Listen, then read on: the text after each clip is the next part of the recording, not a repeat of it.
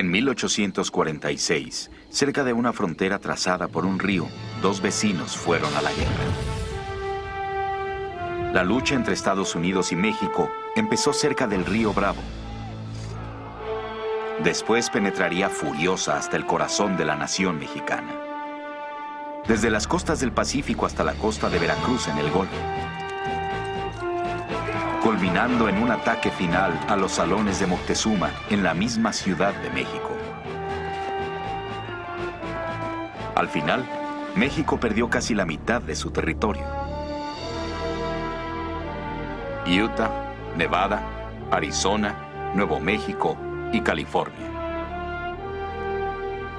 Tierra que transformó a los Estados Unidos en una potencia continental que se extiende desde un océano hasta el otro. Esta es la historia de una guerra que transformó a un continente y generó una nueva identidad para sus pobladores. Una guerra que causó heridas que aún no han sanado.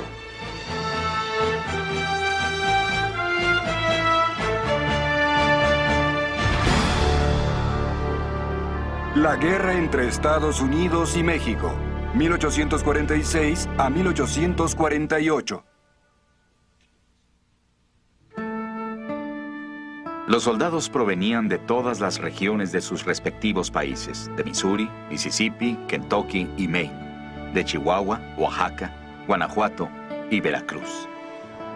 Se enfrentaron en Palo Alto, Cerro Gordo, Buenavista y en otros frentes lejanos, donde pelearon y murieron hombres con apellidos como Holloway, Smith y Page, Flores, Cano, Rivera.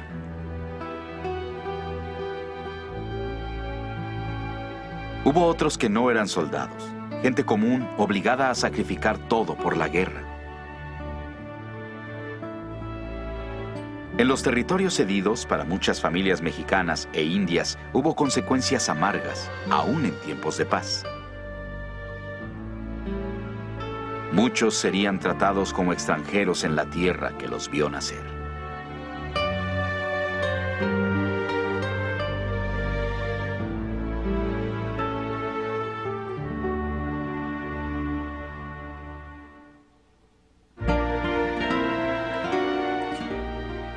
En las postrimerías del verano de 1848, un grupo de 15 escritores, intelectuales, soldados y políticos mexicanos se reunieron cerca de la capital caída para escribir un recuento de la reciente conquista de su país. Uno de esos escritores era un periodista joven llamado Guillermo Prieto, destinado a convertirse en uno de los poetas más admirados de la nación. Prieto y los demás dieron a su obra el título de Apuntes, Notas para la historia de la guerra entre Estados Unidos y México. Por primera vez iban a medir sus fuerzas por sostener los derechos de su nación respectiva. Los hijos de dos razas destinadas, al parecer por el Ser Supremo para destrozarse así en el antiguo como en el nuevo continente. Guillermo Prieto. Es un grupo de mexicanos que se reconocen que no habían hecho las cosas bien. Pero que la derrota militar no significaba una derrota moral. Que de esa experiencia tenían que sacar lecciones para salvar al país, para consolidar al país. En los Estados Unidos, soldados, periodistas, artistas e historiadores publicaron sus propios relatos de la guerra con México. Algunos vieron en la victoria una prueba de que su país era una república modelo que gozaba del favor de Dios. Otros cuestionaron que el territorio valiese el sacrificio de los ideales nacionales. Miles de soldados como Stonewall Jackson, Robert E. Lee y Ulysses S. Grant cosecharon experiencias que mucho les servirían para enfrentarse unos a otros en la próxima guerra civil. Pero en esos momentos parecía que la guerra concibió una identidad nacional que había revelado lo que un escritor llamó el germen nativo del carácter de Estados Unidos. Estados Unidos es la tierra del futuro. Es un país de inicios, de proyectos, de vastos bosquejos y expectativas. El fecundo continente es nuestro. Estado por estado, territorio por territorio, hasta las olas del Océano Pacífico. Una cosa es cierta. Aquí en Estados Unidos está el hogar del hombre. Ralph Waldo Emerson. Era el principio de una nueva era. Los Estados Unidos y México compartirían una nueva frontera y tendrían que volver a aprender a vivir juntos, como vecinos.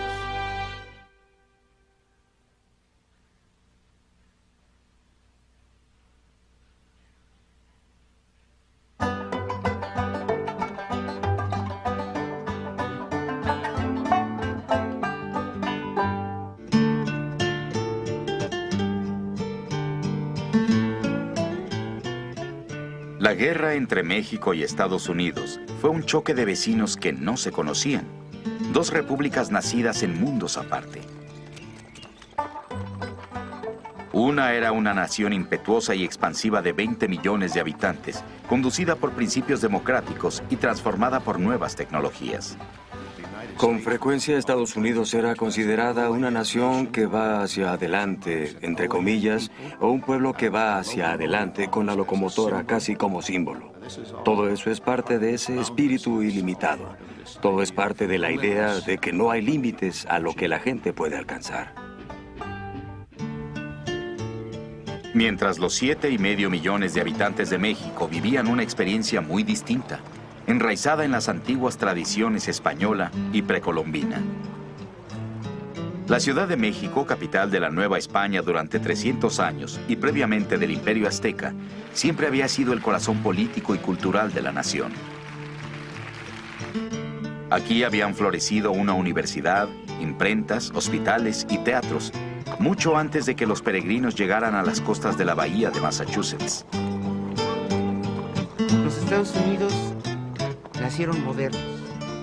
Ya están bajo la influencia de una revolución industrial, de un desarrollo capitalista.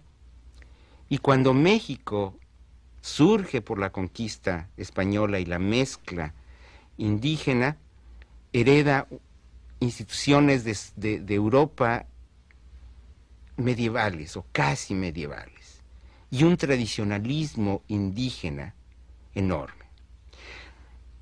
Para los Estados Unidos ser modernos es un acto de evolución natural. Para México modernizarse significa romper estructuras, destruir esquemas, cambiar mentalidades. Desde 1810 hasta 1821, México peleó una guerra devastadora para independizarse de España. Algunos esperaban establecer un sistema político inspirado en el modelo de los Estados Unidos. Sin embargo, en los primeros años de la nueva república, reinó el caos. Las constantes luchas de poder entre generales desgastaban al gobierno. En los 27 años transcurridos entre la independencia y la guerra contra Estados Unidos, México viviría 22 cambios de gobierno. En el fondo, el país estaba viviendo una brutal crisis, puesto que se había perdido el sentido de autoridad y de control político, y esto lo hacía sumamente vulnerable.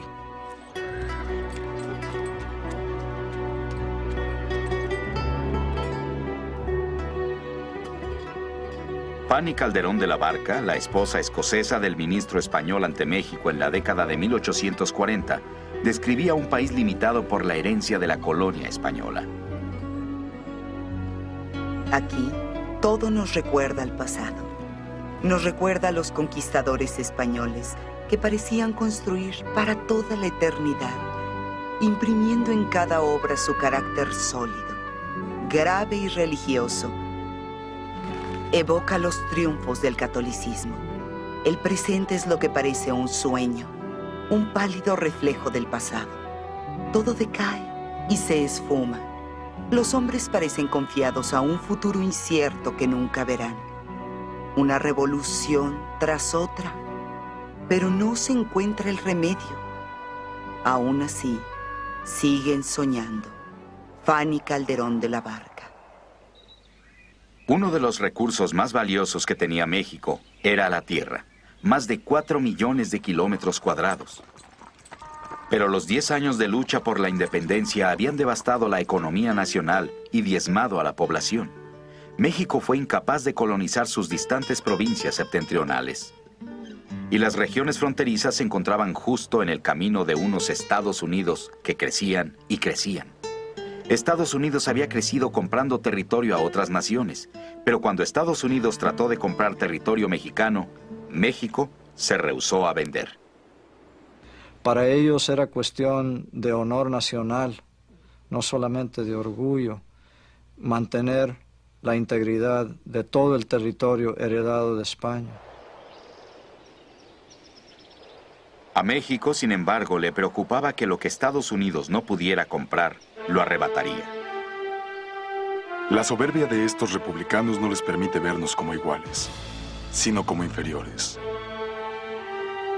A mi juicio, su envanecimiento se extiende a creer que su capital lo será de todas las Américas.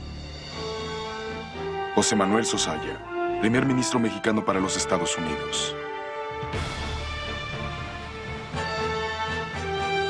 Eran dos repúblicas unidas por la geografía, pero separadas por la historia y las culturas.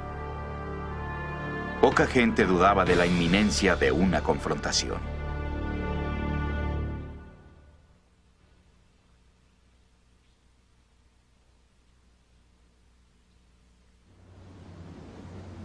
En 1836, México sufrió una herida por la que culparía a los Estados Unidos. La conmoción se inició aquí, en una provincia septentrional mexicana, Texas.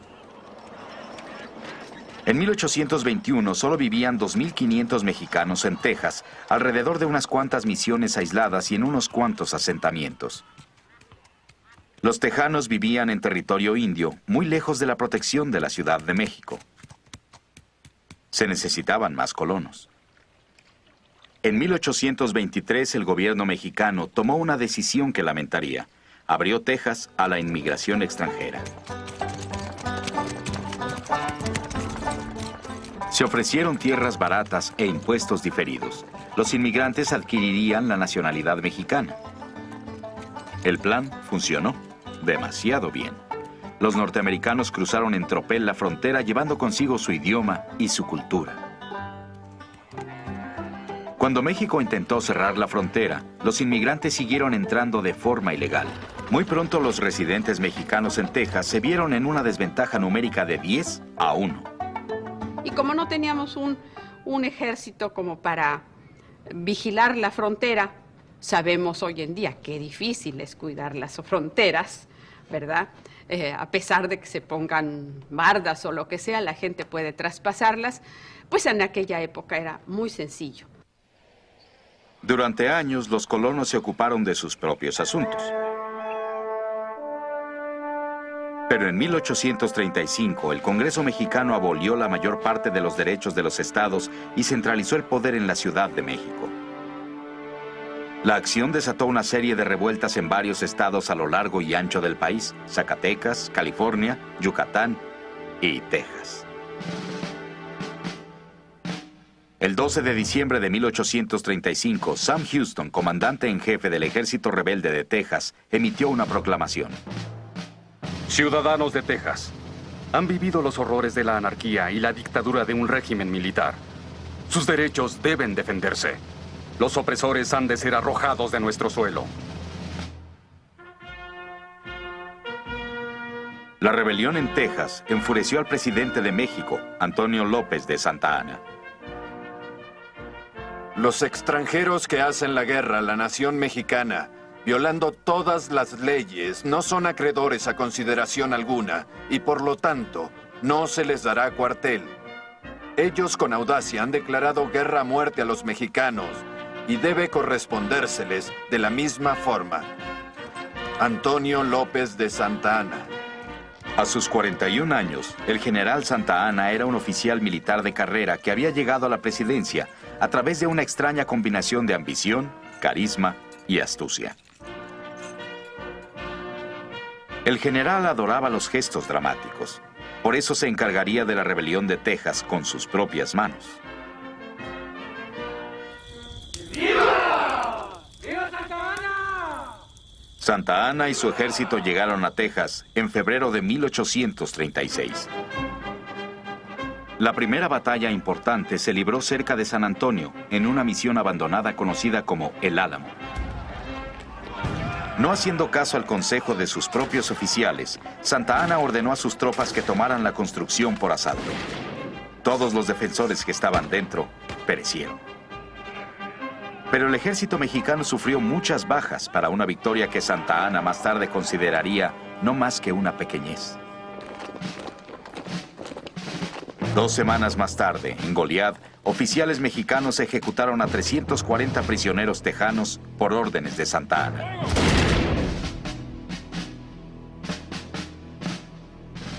La brutalidad de la campaña pretendía obligar a los tejanos a que se sometieran. En lugar de eso, recuerden, el Álamo y Goliad se convirtió en el grito de combate en nombre de la venganza. En San Jacinto, no lejos de la costa de Texas, la tarde del 21 de abril fue calurosa y húmeda. Santa Anna confiaba en una victoria. Sus tropas estaban descansando. Súbitamente, las tropas de Sam Houston atacaron el campamento mexicano. La batalla terminó en 20 minutos, pero la masacre continuó hasta que los tejanos habían satisfecho su sed de venganza. Murieron más de 600 mexicanos. Más de 700 fueron tomados prisioneros. Santa Anna intentó escapar, pero fue capturado y llevado frente a Houston. Vestía pantalón de soldado raso. Aún llevaba su camisa de seda. Fue uno de esos momentos que los presentes jamás olvidarían. El nacimiento de la República Independiente de Texas. En México, la pérdida desencadenó una ola de ira contra los Estados Unidos. Les regalamos Texas a los americanos del norte, escribió un general llamado José María Tornelli Mendívil. Después de haberlos acogido en nuestro seno, ellos nos destruyeron. La pérdida de Texas acarrearía inevitablemente la de Nuevo México y las Californias. Y poco a poco se iría menoscabando nuestro territorio hasta quedar reducidos a una expresión insignificante. Nuestra existencia como nación, comprada con tanta sangre, concluiría como esos débiles meteoros que de tiempo en tiempo brillan y desaparecen en el firmamento. General José María Tornelli Mendívil. Para Santa Anna, la pérdida de Texas quedaría para siempre como una marca de humillación y derrota. Como no fui un héroe trágico, en mi infortunio se me llama traidor. La distancia entre uno y otro es inmensa. Deshonrado, Santa Anna regresó a su hacienda. 2 años más tarde sufrió otra pérdida. Una herida de guerra que llevó a la amputación de su pierna izquierda por debajo de la rodilla. El cirujano hizo un mal trabajo y Santa Anna viviría el resto de su vida con dolor. Pero él utilizó su desgracia para apelar a los corazones del pueblo mexicano. Una vez más, se convirtió en presidente de México, solo para ser depuesto una vez más. Al zarpar hacia su exilio en La Habana en la primavera de 1845, ni siquiera Santa Anna podría haber predicho que regresaría al año siguiente, para conducir a su patria contra las Fuerzas Armadas de los Estados Unidos.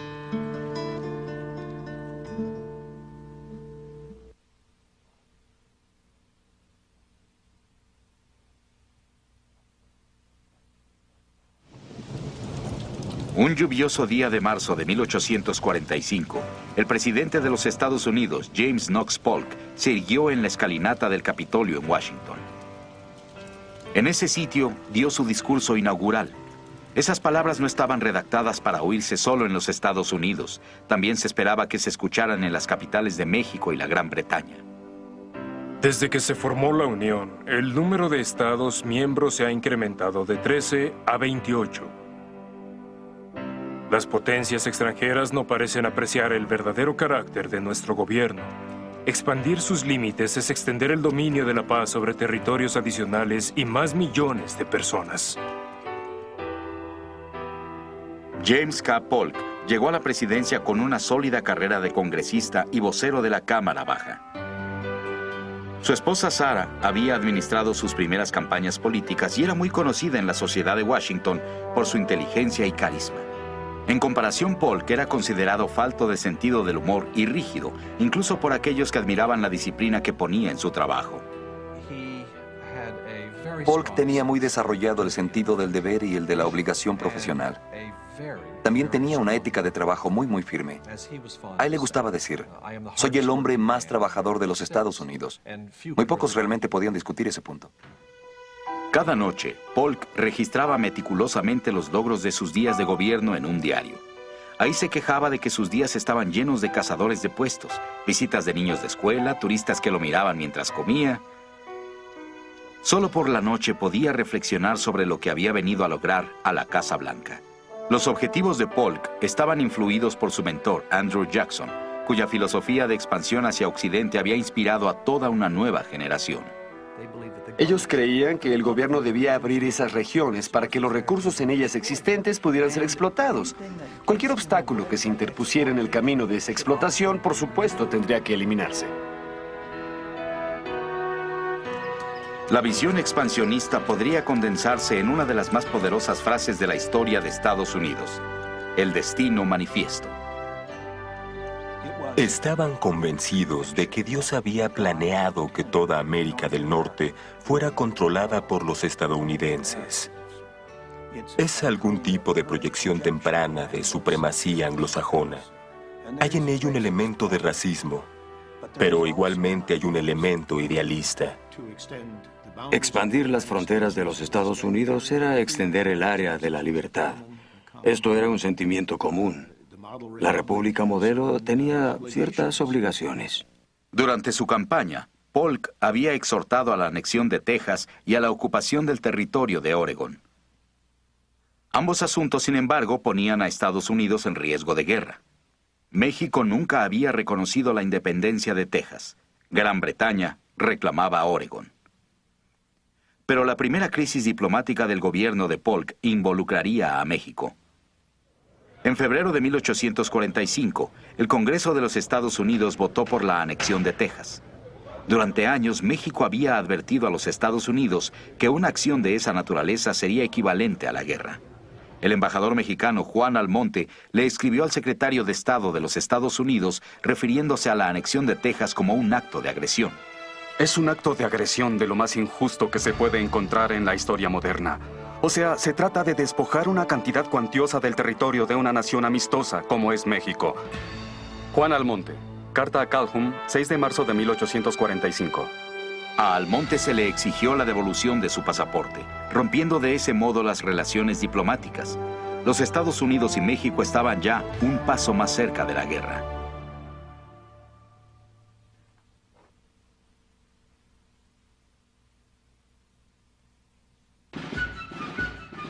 En julio de 1845, el presidente Polk ordenó enviar tropas estadounidenses a la costa de Texas. Su misión era defender la frontera con México. Texas aceptó la oferta de anexión de Estados Unidos y las tropas mexicanas se dirigieron al norte con órdenes de asegurar la frontera con los Estados Unidos. En la Ciudad de México, personalidades poderosas convocaban a la guerra.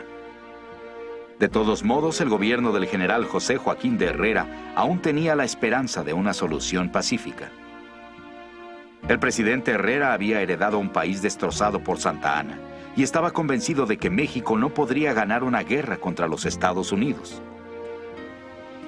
Pero con la nación acogida por una fiebre de guerra, Herrera sabía que sus deseos de paz podrían precipitarlo al infortunio. Un académico y político, José Fernando Ramírez, veía claramente este dilema. Aquel que hable primero de paz será el que pierda la lucha. Y por esa razón, nadie quiere expresar la terrible palabra. José Fernando Ramírez. Silenciosamente, Herrera buscó una forma de conservar el honor nacional sin lanzarse a la guerra. Hizo que se supiera que aceptaría un enviado de los Estados Unidos para discutir la cuestión tejana. Polk no tardó en responder. Su elección para la misión fue John Slidell, un congresista del estado de Luisiana que hablaba español correctamente. Pero las aspiraciones de Polk se extendían más allá de Texas a los territorios mexicanos de Nuevo México y California. Había rumores de que Gran Bretaña también tenía sus ojos puestos en California. Polk mandó a Slidell para intentar comprarla antes que ellos. Slidell debía además recordarle a México que debían más de $2 millones a los Estados Unidos. Esa deuda sería condonada si México le vendía sus territorios norteños a los Estados Unidos. Mientras el gobierno mexicano piensa que el enviado especial norteamericano va a venir a reanudar las relaciones y seguramente a pagar o arreglar una indemnización por la pérdida de Texas, para los norteamericanos, Texas ya es cosa del pasado y lo único que les interesa es comprar territorio. La mejor forma de provocar a los mexicanos a que se resistieran fue la que Polk escogió: presentar un frente fuerte y hacer creer a los mexicanos que no les quedaba otra salida que resistirse o someterse. En otras palabras, quería negociar con ellos a punta de cañón. Las instrucciones de Polk se filtraron a la prensa y Slidell llegó a Veracruz junto con informes de que Herrera estaba a punto de vender el territorio norte del país. Esto tomó desprevenido al presidente mexicano. Herrera trató de cancelar el encuentro con Slidell, pero ya era demasiado tarde. Él y su gabinete fueron acusados de traición. Herrera intentó desesperadamente salvar su gobierno y convencer al país de que no había honor alguno en pelear una guerra que la nación no podía sostener. La guerra con los Estados Unidos por Texas es un abismo sin fondo en el que la República se hundirá, junto con todas sus esperanzas para el futuro. En esos momentos muy pocos lo escucharon. En San Luis Potosí, al norte de la Ciudad de México, un ambicioso general llamado Mariano Paredes contemplaba la ruina del gobierno de Herrera. Paredes tenía órdenes de marchar hacia el norte para defender la frontera con Texas. En lugar de eso, regresó con su ejército hacia la Ciudad de México y obligó a Herrera a renunciar. Como nuevo presidente de México, Mariano Paredes prometió conducir al país a lo que él llamaba una guerra necesaria y gloriosa.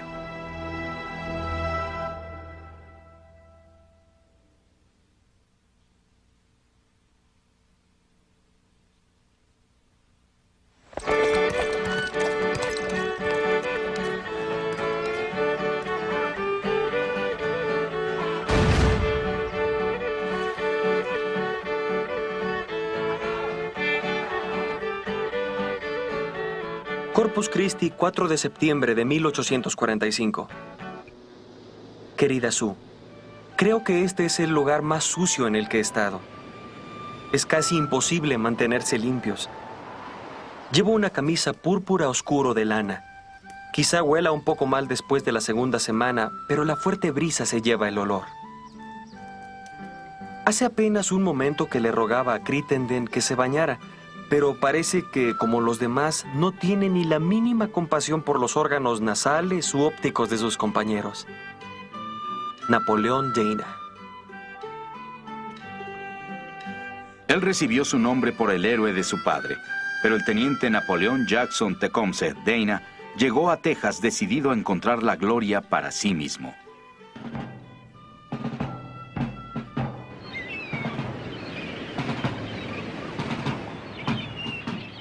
Dana era uno de los 4,000 soldados estadounidenses que acamparon en la playa de Corpus Christi y a lo largo de la ribera del río Nueces. La pequeña guarnición era casi la mitad del ejército de los Estados Unidos. Los soldados recibían sueldos magros. Casi 50% de los hombres enlistados en el ejército eran inmigrantes recientes. Ese ejército no era muy poderoso. Las palabras gran ejército no describían a las huestes de ese tiempo. Pero tenían buenos oficiales. West Point ya estaba empezando a rendir frutos. West Point había sido fundada 43 años antes, pero no se le apreciaba. Siempre estuvo a punto de ser clausurada. En nuestra tradición, siempre encontramos ese temor al militarismo. Y por lo tanto, siempre se tomó toda medida necesaria para evitar que los militares se sintieran demasiado importantes. Las tropas iban bajo el mando de un general originario de Kentucky de 61 años de edad llamado Zachary Taylor. Criado en los extremos de la civilización, Taylor era franco y hablaba directo. El general desdeñaba la pompa y el protocolo militar e ignoraba las reglas concernientes al uniforme militar. Prefería los sombreros de paja, vestía pantalones harapientos y casacas empolvadas. Un hombre dijo que parecía más un viejo granjero en camino al mercado con una canasta de huevos. Pero Taylor se había ganado el respeto por la audacia con la que luchó con sus hombres 5 años antes durante la guerra contra los indios Seminola en la Florida. Sus soldados, que admiraban tanto su bravura como sus maneras caseras, lo conocían como el viejo rudo y alerta.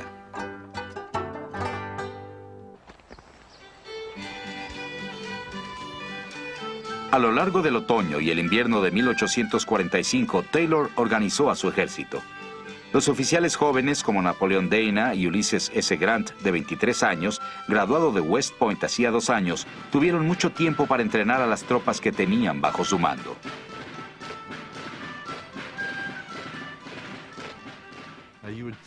Cualquiera creería que en un país en el que tantos ciudadanos eran hombres de las fronteras, uno podría reunirlos a todos y con ello ya se tendría un ejército. Pero sucede que las técnicas de supervivencia usadas en las fronteras incluyen huir cuando la situación así lo pide. Incluyen independencia y confianza en sí mismos. Claro que esas son grandes virtudes, pero cuando se trata de un ejército, lo que uno quiere es que la gente haga lo que se le ordena. Y si se les ordena mantener una posición a cualquier costo, incluso con sus vidas, deben hacer precisamente eso y no moverse. Por supuesto que exige disciplina y mucho trabajo. Un graduado de West Point, llamado Samuel Ringgold, aprovechó ese tiempo para adiestrar implacablemente a sus unidades de artillería ligera, un cuerpo marcial sorprendentemente ágil que los soldados llamaban la artillería voladora. En batalla todos sabían que Taylor prefería la infantería, confiando en la eficiencia brutal de la bayoneta. El mayor Ringgold esperaba ansioso una oportunidad para probar lo que valían sus hombres, y el teniente Dana estaba harto de aguardar. Querida Sue, si México nos declara la guerra, creo que el general Taylor quiere marchar contra Matamoros. Si hace eso, habrá que esperar que no nos den una paliza. Tenemos un gran desfile militar aquí, pero vemos mucho más de la pompa de la guerra que de su gloria. Desearía ya haber cosechado mi gloria y estar en camino a casa, pero no queda más que esperar y ver lo que el señor Polk va a hacer. Napoleón Dana.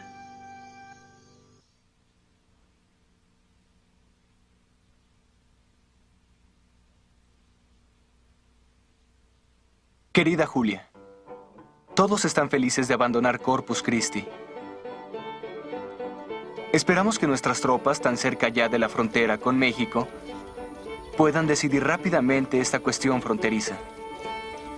Creo que las probabilidades de lucha son más o menos las mismas que las de paz. Ulysses Grant. El 8 de marzo de 1846, con los dragones y con la artillería voladora del mayor Ringgold a la cabeza, el ejército de Estados Unidos cruzó el río Nueces dirigiéndose hacia el sur.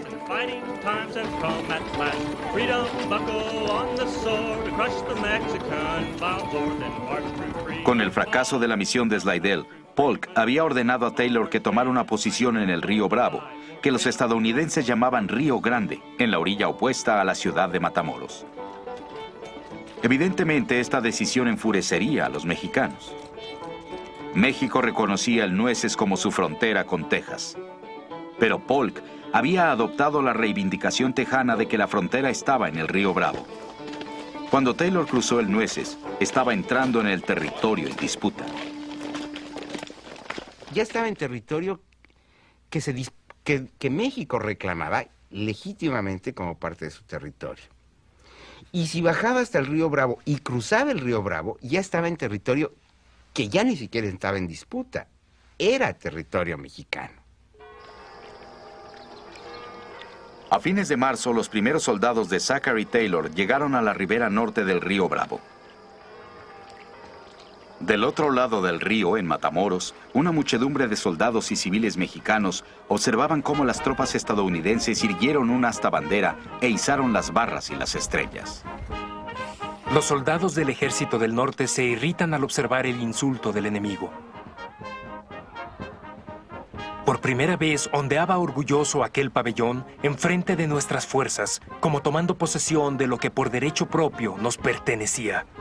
José María Iglesias.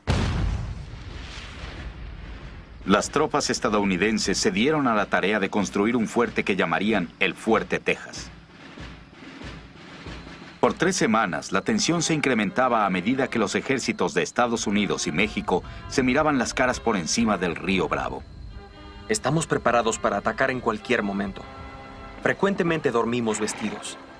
Los dos bandos parecen estar en alerta constante. Durante toda la noche hemos oído los clarines y tambores mexicanos sonando en la otra orilla del río. Teniente Napoleón Dana.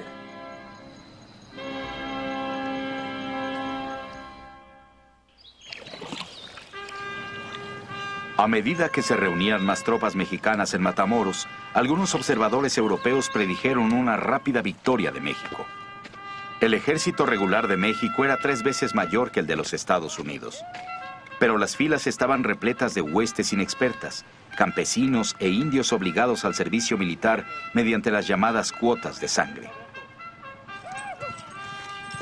El ejército tenía su élite, entre los que se contaban lanceros elegantemente uniformados, cuyo talento ecuestre era comparable a su valentía.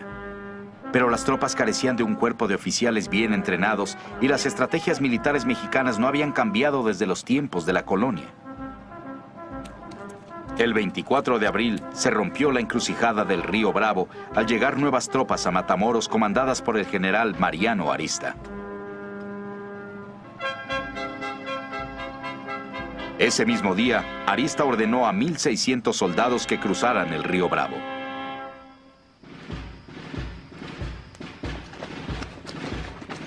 En el rancho de Carricitos, a unos 30 kilómetros del Fuerte Texas, los soldados mexicanos sorprendieron a un destacamento estadounidense. En el ataque murieron 14 soldados de Estados Unidos, 7 fueron heridos y el resto fueron tomados prisioneros. El ataque en Rancho de Carricitos acabó en minutos. Pero en lo que concernía a Zachary Taylor, Estados Unidos estaba en guerra. El general mandó un despacho a la comandancia en Washington. 26 de abril de 1846. Las hostilidades pueden considerarse iniciadas y el día de hoy he juzgado necesario proseguir la guerra con energía y llevarla, tal como debe ser, al país enemigo. General Zachary Taylor. Taylor sabía que se encontraba en una posición peligrosa. Sus provisiones se encontraban sobre la costa en Punta Isabel. La supervivencia del ejército dependía de protegerlas. El general se dirigió a Punta Isabel con 2,000 soldados, dejando una tropa de 500 hombres para defender el Fuerte Texas, con órdenes de pelear hasta el último hombre. La artillería mexicana en Matamoros inició una barrera de fuego continua sobre el Fuerte Texas. Los cañonazos se oían hasta Punta Isabel. El teniente Ulises Grant recordó aquel terrible estruendo. Mientras nosotros descansamos sobre la playa, podía oírse claramente la artillería sobre el Fuerte Texas. La guerra había comenzado.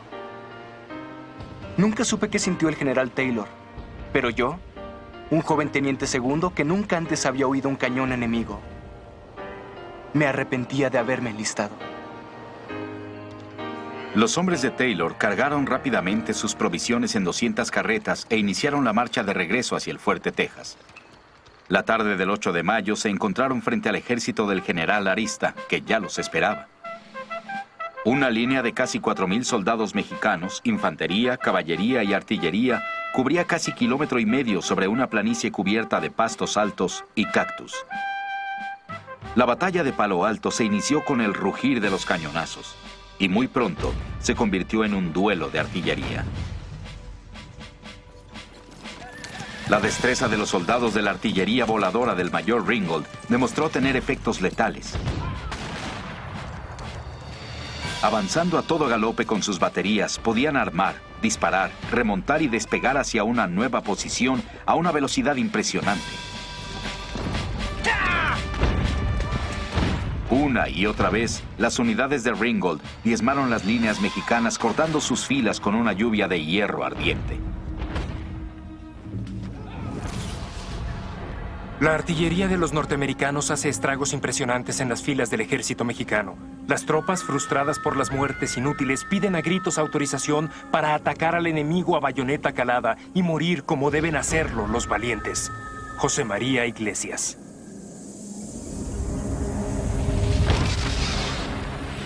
Pero los oficiales de Arista ordenaron a sus tropas que mantuvieran la posición. Eso hicieron y les costó muchas vidas.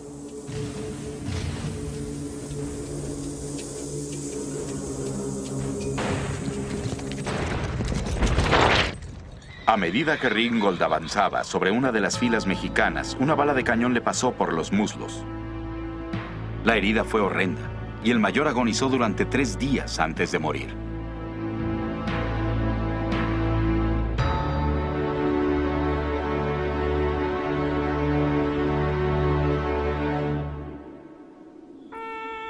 Al caer la noche, las tropas mexicanas se retiraron para reorganizarse, mientras que los soldados estadounidenses pasaron la noche en el frente. Los hombres agotados durmieron entre los gemidos y gritos de los heridos de ambos lados. La sierra del cirujano, dijo uno de ellos, pasaría una larga noche.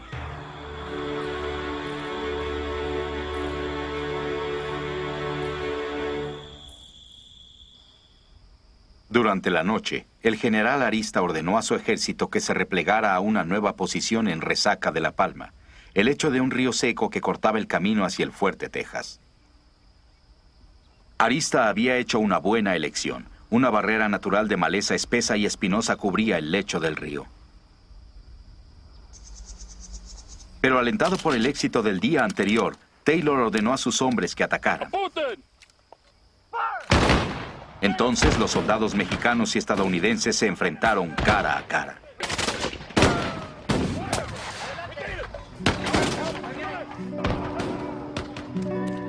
Abrumadas, las inexpertas tropas mexicanas cayeron presa del pánico y huyeron hacia el río Bravo, buscando resguardo en la otra orilla.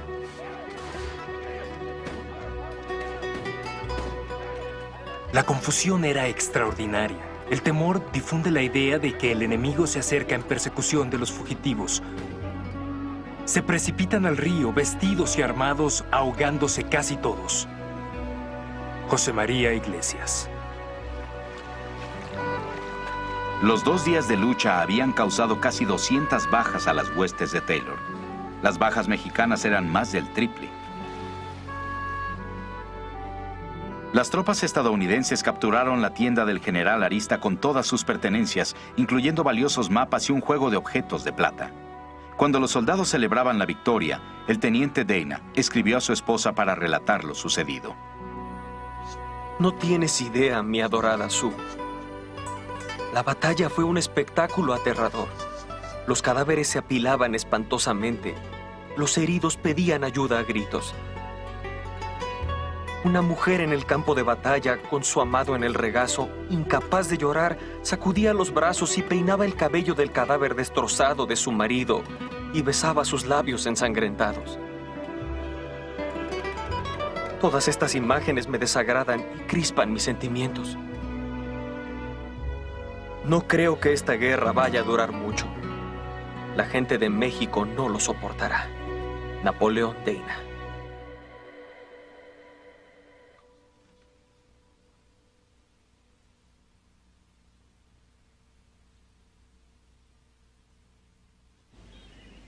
En Washington, el domingo 9 de mayo, ignorando aún los eventos violentos de Texas, el presidente Polk y su gabinete discutían las medidas a tomar respecto a México.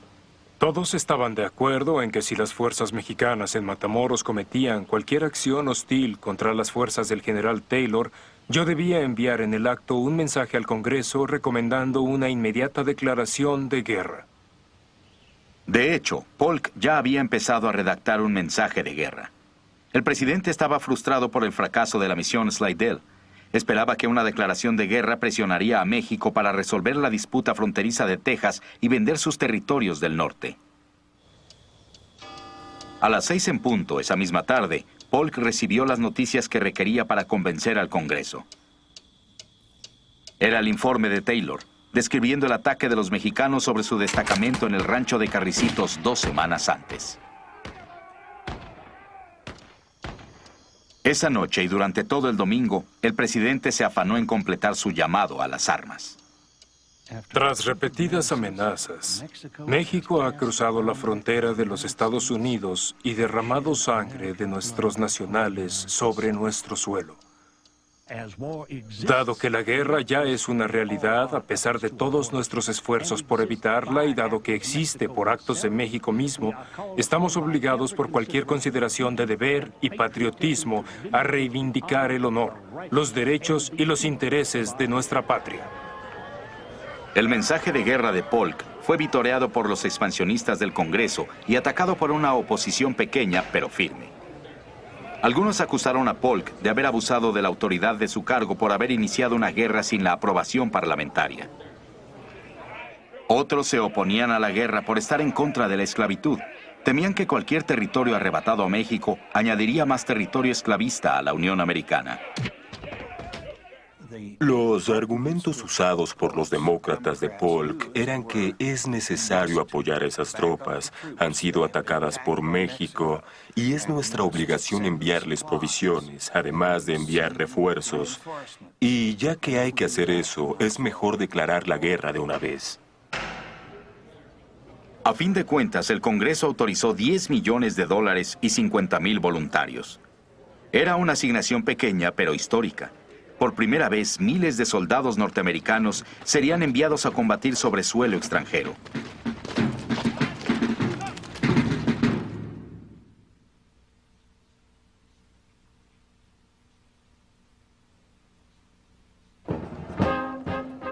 Tan pronto el Congreso de los Estados Unidos emitió la convocatoria de voluntarios, cundieron por toda la nación las noticias de las victorias de Taylor en Palo Alto y Resaca de La Palma. Fue la primera guerra en la historia de los Estados Unidos que cubrieron los periódicos de circulación masiva. Historias como la del Álamo, Goliat y otras de la Revolución Tejana de 10 años antes habían impresionado profundamente a la gente de los Estados Unidos. Muchos estaban ansiosos de unirse a la contienda. Las noticias estaban teñidas de una gran emoción. Las noticias de estas batallas no traían otra cosa que una ola de regocijo y exaltación. Se suspendieron actividades, se cerraron los comercios, la gente salía a las calles a celebrar y, por supuesto, tendría un efecto directo en el reclutamiento de voluntarios. Ahora los voluntarios inundaron las oficinas de reclutamiento en números que excedían por mucho las cuotas solicitadas. En Nueva York, Walt Whitman, poeta y editor del periódico El Brooklyn Eagle, atizó la flama del patriotismo estadounidense con editoriales que desbordaban pasión y prejuicios.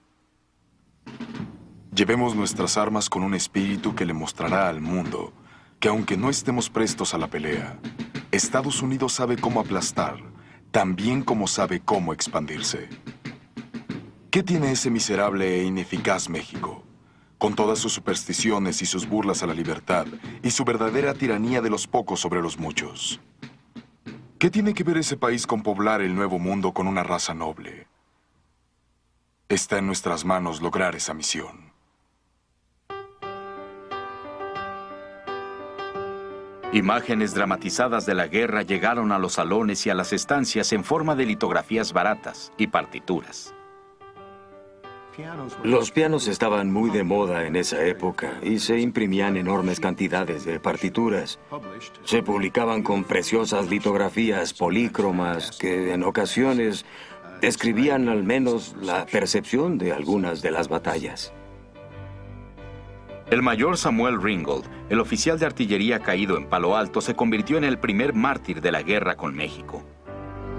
Oh, heard ye that shout, we have conquered the foe, how it rings and re-echoes through mountain and plain. Había música escrita sobre él, El lamento por el mayor Ringgold, canciones para piano y cantidad de litografías, muchas de las cuales no coincidían en la forma en que murió.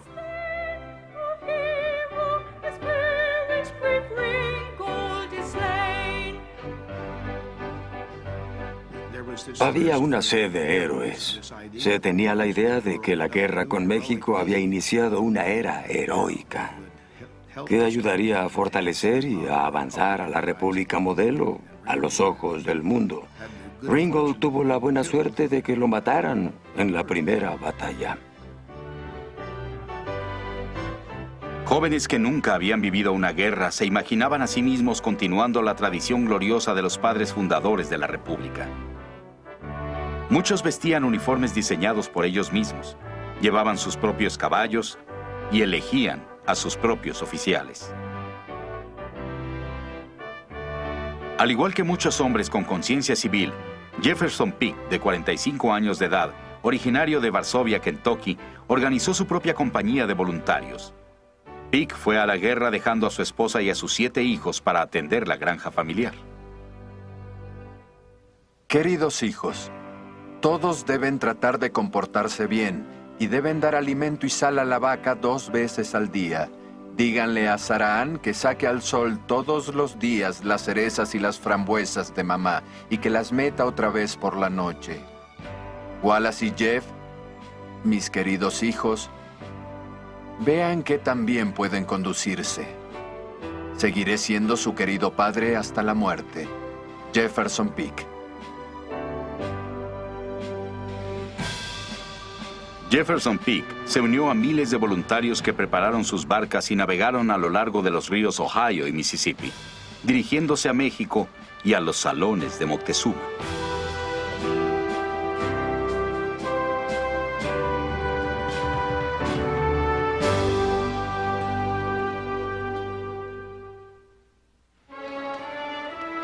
En México, la afirmación de Polk despertó cólera e incredulidad.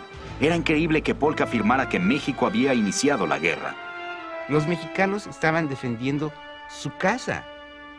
Los que estaban metiéndose en el territorio que era ajeno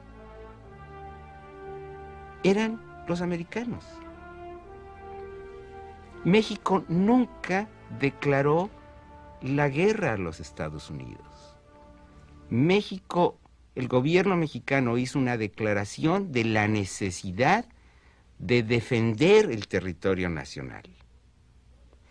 Ni un solo miembro del ejército mexicano estuvo jamás en territorio norteamericano. Ni siquiera en las batallas de Palo Alto y Resaca. Ese era territorio en disputa. Para fines de mayo de 1846, el ejército de Zachary Taylor había cruzado el río Bravo y ocupado la ciudad de Matamoros. En Estados Unidos había quienes estaban seguros de que la guerra terminaría pronto. México probaría lo equivocados que estaban. Mientras Taylor esperaba refuerzos, el gobierno mexicano hizo un llamado a las armas. Una derrota no puede decidir esta guerra. México debe combatir hasta el final. Y en tanto quede un hombre, ese debe ir a pelear contra los injustos invasores. Semanario político del gobierno de Nuevo León.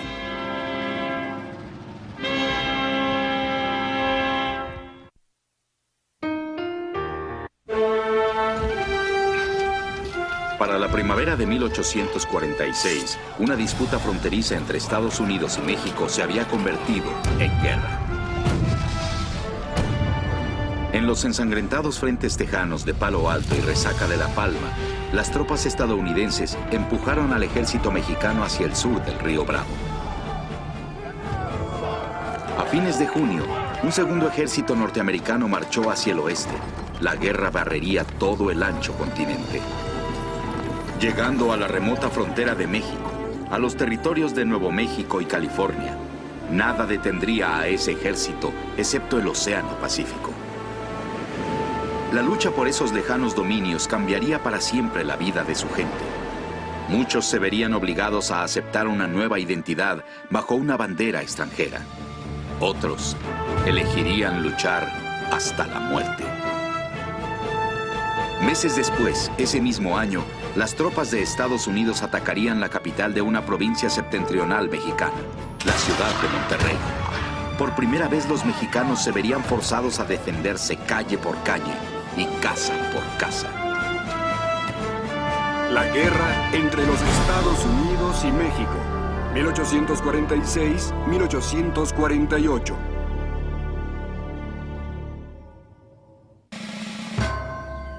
El 13 de mayo de 1846, James K. Polk, el presidente de Estados Unidos, firmó una declaración de guerra redactada por el Congreso.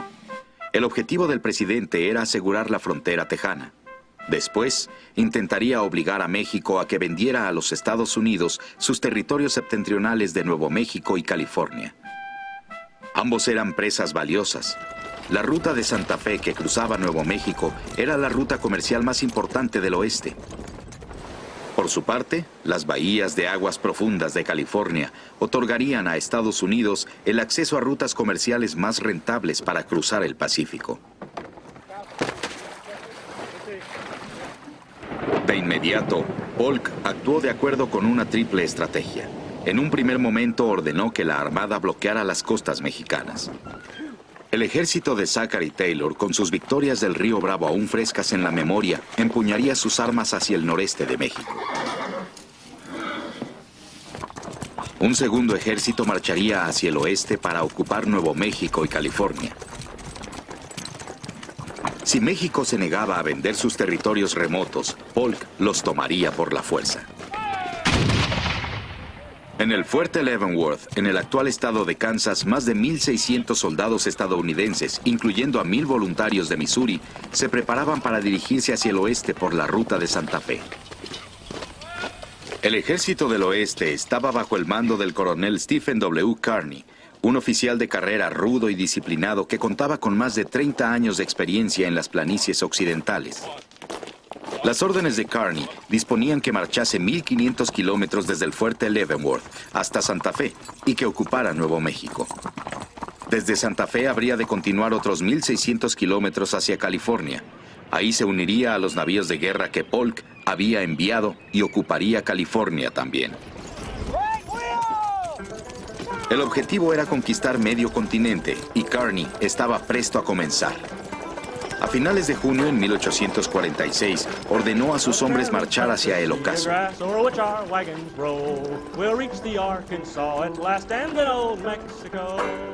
Los soldados marcharon a través de amplísimos pastizales que poco a poco dieron paso a vastas extensiones de terreno árido. General Kearny is a rough old man, for this we only know. He's marched us some 800 miles to fight old Mexico. Los indios, que nunca habían visto a tantos blancos en la ruta, contemplaban azorados mientras aquellas columnas, aparentemente interminables, levantaban nubes de polvo que se extendían más allá del horizonte. El ejército incluía una guarnición de inspección comandada por el teniente William Emory.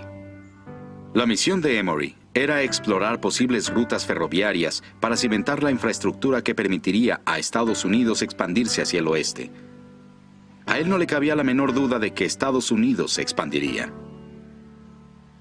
El camino presenta pocos obstáculos para una vía férrea, y de continuar así hasta el Pacífico, esta será una de las rutas por las que Estados Unidos transportará cantidades colosales de mercancías a tierras que con el tiempo podrían convertirse en los ricos estados de Sonora, Durango y el sur de California.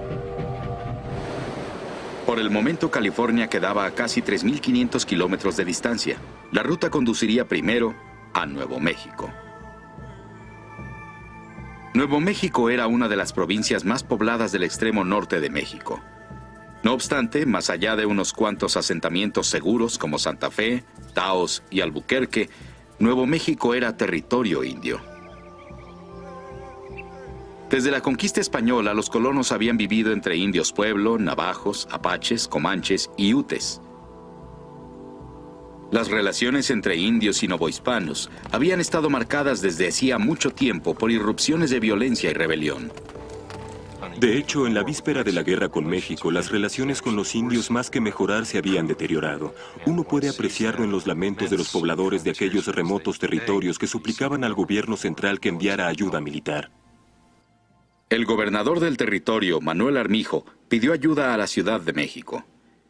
Pero esperar la protección del gobierno central, tal como lo escribe un neomexicano, sería esperar en vano. Por doquier nos rodean muchas tribus de bárbaros despiadados. Casi perecemos. Y nuestros hermanos, en vez de ayudarnos, se arrojan al cuello del prójimo en sus lacerantes guerras civiles. La población en la capital de México estaba muy preocupada por resolver los problemas políticos de la conformación del Estado y el tipo de gobierno. Y esto hacía que se concentrara mucho en la problemática, en el centro sobre estos temas, y la frontera no fuera atendida con el cuidado y el riesgo que presentaba en aquel momento. Obligados a ayudarse a sí mismos, muchos neomexicanos veían en la ruta de Santa Fe una nueva oportunidad de comercio con los Estados Unidos. México se colocó en la posición de la oveja que invita al león a ir a cenar, y el león fue. Es decir, la conquista mercantil de lo que sería la parte suroeste de los Estados Unidos fue la conquista real. La ruta traía productos novedosos que difícilmente obtendrían de México. Herramientas de hierro y acero, medicinas, textiles industriales. Las caravanas de carretas también transportaban comerciantes norteamericanos, muchos de los cuales llegaban para quedarse. De ellos, uno de los más exitosos era un empresario llamado Charles Bent. Con su base en Taos, Bent era copropietario de una estación comercial en la ruta de Santa Fe, al norte de la frontera entre Estados Unidos y Nuevo México. La estación se llamaba Bent's Fort. La administraba el hermano de Charles, William. Ambos habían desposado mujeres de familias prominentes. William estaba casado con la dama Lechuza, hija de un santón Cheyenne. Charles, por su parte, era esposo de María Ignacia Jaramillo, prima del gobernador Armijo. Pero algunos neomexicanos percibían como amenaza la influencia que ejercían los Bent y otros de su clase. A medida que se incrementaba la cantidad de mercaderes, Armijo iba alarmándose. Entonces Armijo previno al gobierno mexicano de gente como Bent. Más tarde, cuando estuvo claro que no habría asistencia alguna de México para reducir el flujo de inmigrantes, Armijo decidió establecer lazos amigables con esos mismos inmigrantes y hacer negocios con ellos. Por sentido común, se dio cuenta que la mejor forma de convivir era unírseles. Armijo era un sagaz hombre de negocios. Aún en esos momentos, el gobernador tenía carretas propias recorriendo la ruta de Santa Fe. Lo que no sabía era que en esa ocasión la ruta traería también a un ejército invasor.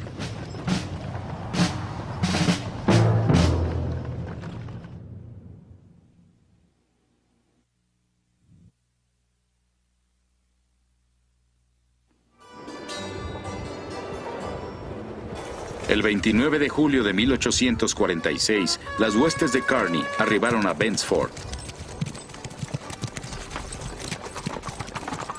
1,600 hombres y más de 20,000 animales atiborraban la plaza del fuerte y se esparcían a lo largo y ancho de la planicie adyacente. En un piso superior, una joven llamada Susan Magoffin yacía enferma en su lecho. El señor Magoffin y su mujer iban en camino a Chihuahua con un carromato lleno de mercaderías. La guerra los había alcanzado y Magoffin estaba inquieto con la conmoción que reinaba en el exterior. Julio 30 de 1846. Los herrajes de los caballos, el rebuznar de las mulas y el llanto de los niños, los gritos y las riñas de los hombres bastan para provocarme una jaqueca. El fuerte está a reventar. El coronel Kearny ha llegado y parece que el mundo entero lo acompañará.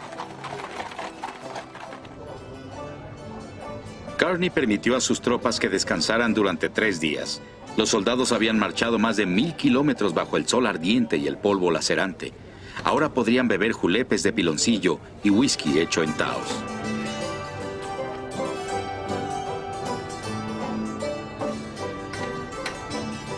Su estancia fue breve. Kearny estaba ansioso por continuar. El 2 de agosto, el ejército del oeste abandonó Bent's Fort y cruzó el río Arkansas, internándose en Nuevo México. En Santa Fe, el gobernador Armijo fue informado de que el ejército estaba en camino, pero era poco lo que él podía hacer con el puñado de tropas regulares que respondían a su mando. En todo caso, instó a todos los neomexicanos a resistir. Seamos camaradas de armas. Descansad con la seguridad de que vuestro gobernador está listo y dispuesto a sacrificar su vida y todos sus intereses en defensa de su patria. Durante los siguientes días, entre 3 y 4 mil neomexicanos escasamente armados se reunieron en un sitio donde la ruta de Santa Fe corría por un paso estrecho, aquí, en el Cañón del Apache. Advertidos de que los mexicanos los estaban esperando, las tropas estadounidenses descendieron por el estrecho cañón, seguros de que el clamor enemigo pronto se encajaría en el aire. Pero al llegar al fondo del cañón, los soldados de Estados Unidos solo encontraron un silencio mortal. A pesar de las protestas de sus propios hombres, Armijo había ordenado a los neomexicanos que se desbandaran. El gobernador huyó hacia el sur para buscar refugio en Chihuahua. ¿Por qué? Es uno de los grandes misterios, pero seguramente parte del cálculo debe haber sido que sus fuerzas no estaban particularmente bien armadas. Muchos de los neomexicanos peleaban contra los indios con arco y flecha. Las tropas de Kearny cruzaron el Cañón del Apache sin enfrentar obstáculo alguno. Esa misma tarde entraron a Santa Fe. A través de ventanas tapiadas, miles de ojos negros contemplaban la columna de reclutas, algunos plenos de placer, otros llenos de lágrimas. En efecto, los ciudadanos deben haber acogido sentimientos extraños. Todo su destino futuro se tornaba vago e incierto. Sus nuevos gobernantes eran ajenos a sus costumbres, a su idioma y a sus hábitos. Richard Elliot, San Luis Reveille. En la plaza, el corazón de la ciudad, los soldados estadounidenses izaron la bandera de las barras y las estrellas sobre el Palacio de Gobierno. Kearny leyó una proclamación que había revelado en todos los pueblos del camino.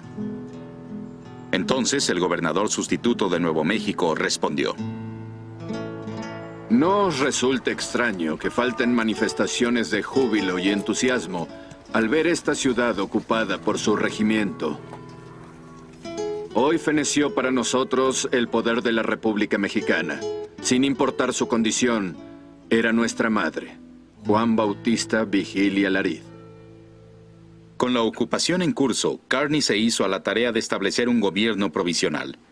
Una de sus primeras obligaciones era reunirse con una delegación de indios Pueblo. Siglos antes, los Pueblo habían recibido a los españoles con curiosidad y hospitalidad. Pero cuando llegaron los norteamericanos, creo que hubo una relación diferente con los blancos, por oposición a los mexicanos hispanos. La relación entre los mexicanos y los nativos ya estaba impregnada de atrocidades, guerra y avaricia, si se quiere. Creo yo que para cuando llegaron los estadounidenses, existía una gran desconfianza, con toda la razón.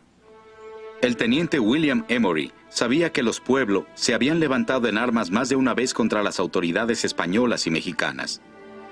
300 años de opresión e injusticia no han podido extinguir en esta raza la memoria de que una vez fueron los pacíficos e inofensivos amos y señores de la región. Ellos están prestos a darnos su amistad hoy y siempre. El teniente no sabía que poco después sus compatriotas serían los opresores y que se derramaría mucha sangre. Hacia fines de septiembre de 1846, Kearny se encaminó a California con una compañía de dragones y con la guarnición de inspección del teniente Emory. Antes de partir, Kearny designó gobernador territorial de Nuevo México a Charles Bent. La decisión encolerizó a muchos neomexicanos. Mucha gente que había estado ahí por mucho tiempo y cuyas familias eran muy influyentes, creían que aunque no hubieran recibido a los norteamericanos con los brazos abiertos, tendrían un sitio en el nuevo régimen. No obtuvieron este sitio y hubo un enorme resentimiento. Simultáneamente, mucha gente está orgullosa de su herencia hispana y consideran a los norteamericanos como un pueblo relativamente inculto que llega y ocupa sus tierras. La resistencia contra el nuevo gobernador se iba generalizando. En Taos, la gélida noche del 19 de enero de 1847, Charles Bent estaba en casa con su familia. De pronto, un tumulto de rebeldes neomexicanos e indios pueblo derribaron la puerta a patadas. Confiando en que la gente de su patria adoptiva lo tenía en alta estima, Bent intentó aplacar a los intrusos. Su hija Teresina tenía solo 5 años en esos días. Más tarde, ella recordaría lo ocurrido aquella noche. Mi padre les dijo: ¿qué daño os he causado? Cuando habéis acudido a mí por ayuda, os he auxiliado a vosotros y a vuestras familias. Sí, así fue, pero esta es la hora en que habrá de morir, pues no habrá norteamericano alguno que nos gobierne. Después de eso, empezaron a disparar sus flechas y sus armas de fuego. Una vez herido de muerte, la muchedumbre lo escalpó vivo. El ánimo de la revuelta no tardó en esparcirse por toda la región. Los rebeldes incendiaron comercios y moradas. Se torturó y aniquiló a todo ciudadano estadounidense y a cualquier sospechoso de simpatizar con ellos. El padre Antonio José Martínez, un popular párroco y maestro, abrió su hogar a familias aterrorizadas en busca de un refugio contra esa violencia. Martínez exhortaba a finalizar el derramamiento de sangre, pero la revuelta cobraría aún muchas vidas más. El 3 de febrero, el coronel Sterling Price y sus tropas estadounidenses arribaron al pueblo de Taos, donde se habían acantonado 700 rebeldes con sus familias. Quizá había un gran temor en esos momentos, pero también había un sentimiento de que podrían repeler a esas huestes. La batalla comenzó con un golpe de artillería. Durante horas, los cañones derribaron las murallas de los pueblos. En el interior, muchos buscaron el cobijo de la iglesia, que estaba bien defendida. Pero al segundo día, los soldados estadounidenses vencieron los muros de la iglesia y dispararon cañones a través de las grietas. Los dragones prendieron fuego al tejado. Los gritos de los heridos retumbaban hasta las montañas. Algunos escaparon hacia el campo abierto, donde fueron alcanzados a caballo y aniquilados. Los presentes aseguraban que el arroyo que cruza el asentamiento pueblo fluía rojo por la sangre. Al concluir la conflagración, el coronel Price informó de 150 neomexicanos e indios pueblo caídos. Las bajas estadounidenses fueron 7 muertos y 45 heridos. Price no tardó en someter a juicio a los rebeldes. 15 acusados fueron sentenciados a muerte, uno de ellos por alta traición.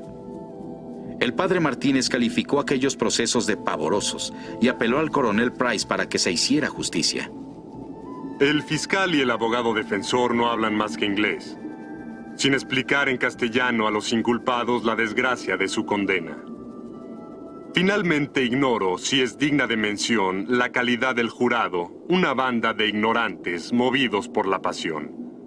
Padre A. Martínez. Desde las azoteas, la población de Taos vio cuando condujeron a los condenados a la horca. Louis Gerard, un joven aventurero de los Estados Unidos, ayudó a bajar los cuerpos. No hay nada de malo en ejecutar a los asesinos, escribió. Pero colgar por traición a un hombre al levantarse en defensa de su patria, eso sí, opina, es una maldita atrocidad.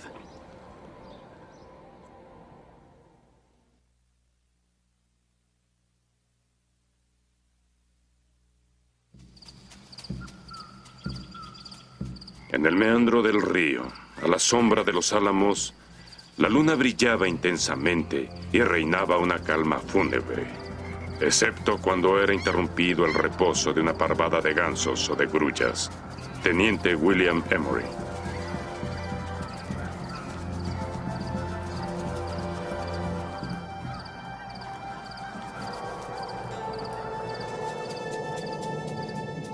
Bajando hacia el sur por el río Bravo y luego al oeste hacia el río Gila, los 110 hombres comandados por Stephen Kearny marcharon a internarse en tierras salvajes. Kit Carson, un legendario trampero de Taos, servía de guía a la pequeña guarnición. Carson se los había advertido. La jornada será tortuosa. Hacia el final, los hombres estarían al borde de la inanición. El teniente Emory se preguntaba si sobrevivirían, incluso mientras medía fríamente la topografía de un extraño nuevo mundo.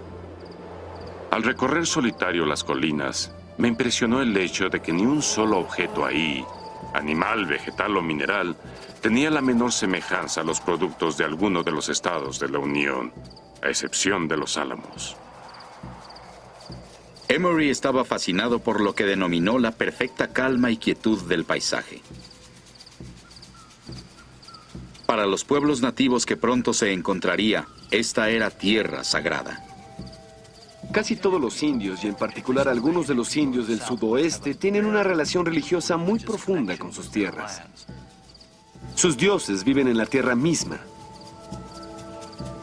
Para muchos pueblos nativos de América, la historia como nosotros la entendemos es función tanto del espacio como del tiempo.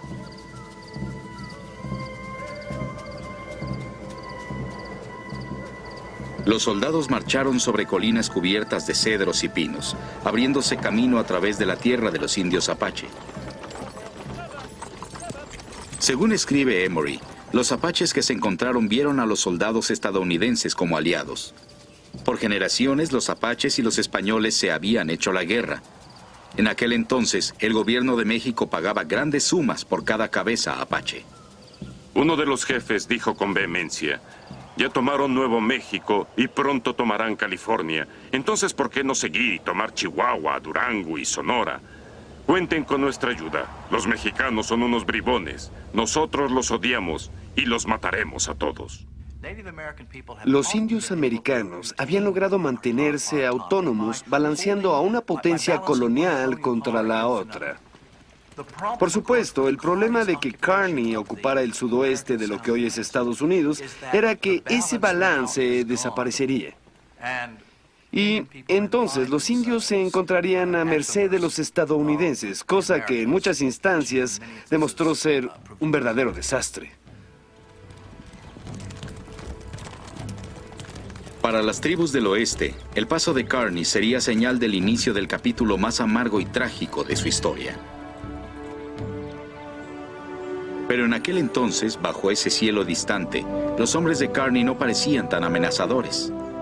Más allá del río Colorado, allende las ciudades abandonadas, allende los campos de cultivo de las tribus Pima y Maricopa, más allá de las tierras desérticas de los indios Mojave, a cada fatigoso paso, los soldados estadounidenses empujaban la frontera más y más hacia el oeste, hacia California.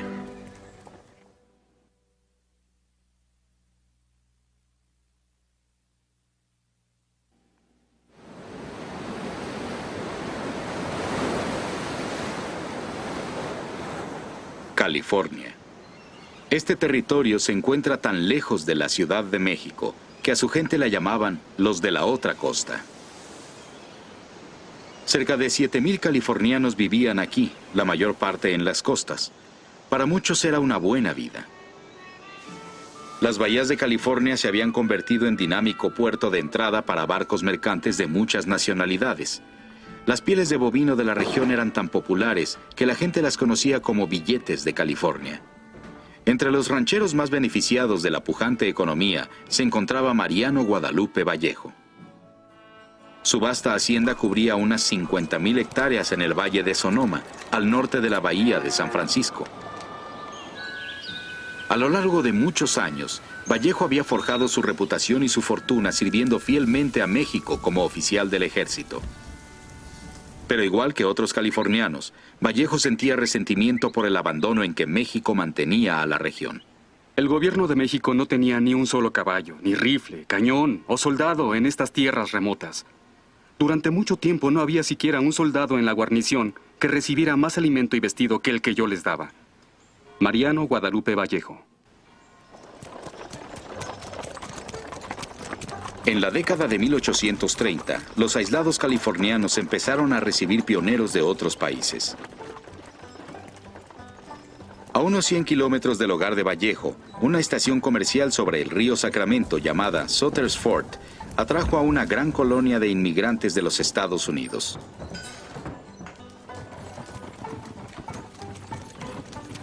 Año con año, más y más carretas atravesaban la cordillera.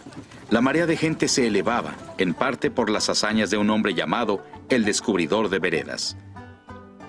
El capitán John Charles Fremont era arrogante y temerario, pero también era uno de los exploradores más famosos de su tiempo. Debía su reputación a la pluma de su esposa Jessie, una talentosa escritora que editaba sus bitácoras en libros que inspiraron a miles. Nuestros vecinos consiguieron la historia escrita por Fremont de California y Oregón. Le trajeron el libro a mi esposo para que lo leyera y él también se emocionó con la idea. Yo le dije, no vayamos para allá. Nuestros vecinos, algunos de ellos ancianos, tenían familias numerosas, pero eso no hacía la menor diferencia. Vendimos la casa y todo lo que no pudimos llevar o vender, lo regalamos. Y así nos unimos a los demás para viajar a California. Mary Annie Jones. Mariano Vallejo tenía sentimientos encontrados respecto a la creciente colonia de norteamericanos en California. Vallejo sabía demasiado bien lo que había ocurrido en Texas cuando los colonos norteamericanos excedieron en número a los mexicanos. Vallejo se sentía fascinado con los estadounidenses porque para él ellos representaban un conjunto de ideales republicanos que había perseguido desde su juventud, del tiempo en que había leído a Rousseau. Por otro lado, también sabía que los norteamericanos amenazaban el bienestar de California. En diciembre de 1845, los californianos estaban tan desconcertados como preocupados cuando el capitán John Charles Fremont y 65 hombres fuertemente armados se encaminaron a través de las montañas nevadas hacia Sutter's Fort. Supuestamente el capitán estaba en una misión cartográfica para los Estados Unidos, pero sean cuales fueren sus talentos de explorador, Fremont no era nada diplomático. En una disputa con las autoridades locales, el impetuoso capitán plantó una bandera estadounidense en la cima de una montaña, donde todos podían verla. Los californianos se pusieron furiosos y Fremont solo pudo evitar una pelea dirigiéndose al norte hacia Oregón. De todos modos, el incidente puso de manifiesto una verdad patente. Su provincia estaba lista para ser tomada por asalto. México no podía protegerlos. Algunos hablaron de independencia, otros de aliarse a Gran Bretaña o a Francia. Mariano Vallejo opinaba que la mejor opción para California era una alianza con los Estados Unidos. Depender por más tiempo de México para que nos gobierne y nos proteja sería absurdo. ¿Por qué razón habría que temer el incorporarnos a la nación más feliz y más libre del mundo? ¿Una nación destinada muy pronto a ser también la más pudiente? La favorable opinión que Vallejo tenía de los estadounidenses muy pronto sería puesta a prueba. 3 meses después de plantar su bandera en las montañas, el capitán John Fremont cabalgó de regreso a Sutter's Fort. Para ese momento, los pioneros norteamericanos de la región estaban ansiosos y enojados, seguros de que se les obligaría a abandonar California. Nadie sabe, por cierto, si Fremont tenía órdenes o actuaba por su propia cuenta, pero el capitán sugirió un plan. Si los pioneros tomaban prisioneros a unos cuantos californianos influyentes, probablemente desatarían una serie de eventos que terminarían por poner a California bajo control de Estados Unidos. Al amanecer del 14 de junio de 1846, el sueño de Mariano Vallejo fue interrumpido por una banda de pioneros estadounidenses que golpeaban su portón. Uno de ellos describió más tarde a sus compañeros. Casi todo el grupo vestía camisas de piel para cazar. Muchos estaban bastante grasientos. Su aspecto era tan burdo como uno podría imaginar. Cualquiera se hubiera sentido mal de caer en sus manos. Vistiendo su uniforme militar, Vallejo se enfrentó al grupo. ¿A qué felices circunstancias debo atribuir la visita de tantos personajes exaltados?, dicen que preguntó Vallejo. Los hombres declararon que establecerían una república independiente en California. Arrestaron al general Vallejo y lo obligaron a firmar una capitulación oficial.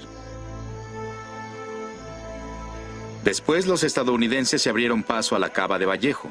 Muy pronto se estaban gritando entre ellos, sumidos en un beodo debate sobre la redacción de su Declaración de Independencia. Hoy hay que elegir lo que seremos, dijo uno de ellos. O somos bandidos o debemos ser conquistadores. Horas después, esa misma mañana, los rebeldes izaron un pabellón rudimentario que ostentaba un rústico oso gris. Esos bandidos tomaron un pedazo de tela del tamaño de una toalla grande. Ahí pintaron un oso rojo y una estrella solitaria. Una banda malagradecida de cuatreros, tramperos y desertores de la Marina. Rosalía Vallejo Liz. Mariano Vallejo y su hermano Salvador fueron llevados a Sutter's Fort con una escolta armada. Vallejo tenía la esperanza de que Fremont los liberaría. En lugar de eso, el capitán ordenó mantenerlos prisioneros. Salvador Vallejo recordaba aquel día como uno de humillación y traición. Mi corazón estaba destrozado por mi hermano. Cuando la luz del día me permitió verlo, tirado en el suelo húmedo, sin cobijas, o siquiera una almohada sobre la que pudiera descansar la cabeza, maldije el día en que nuestra casa brindó hospitalidad a una raza tan sorda a las voces de gratitud, tan ajena a la buena crianza. Navegando por las aguas de la costa de California, el comodoro estadounidense John D. Sloat se internó cauteloso en la bahía de Monterrey. En caso de una declaración de guerra, sus órdenes eran ocupar los puertos californianos y, de ser posible, lograr una anexión pacífica del territorio. Pero cuando le avisaron que Fremont y los abanderados del Oso habían iniciado una rebelión, Sloat supo que era momento de actuar. Doña María de las Angustias de la Guerra recordaba claramente aquel día. Por la mañana, los preparativos eran evidentes. Muchos navíos armados llenos de hombres llegaron a puerto y tomaron posesión sin interferencia alguna. No había guardias, y creo que el único oficial mexicano presente era el viejo capitán Mariano Silva. La conquista de California no fue un evento placentero para los californianos, pero he de confesar que California estaba en camino de la ruina total. Cuando los abanderados del Oso escucharon lo que ocurría en Monterrey, reemplazaron su bandera por las barras y las estrellas. La República Independiente de California no había durado más que 3 semanas.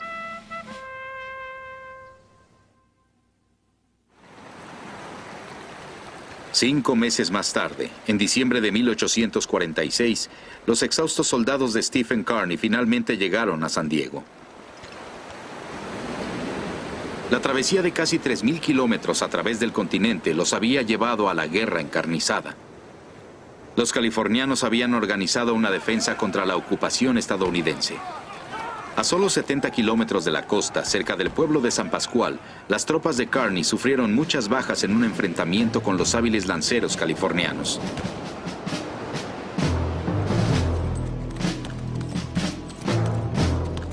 Pero la batalla de San Pascual hizo poco por cambiar el destino de California.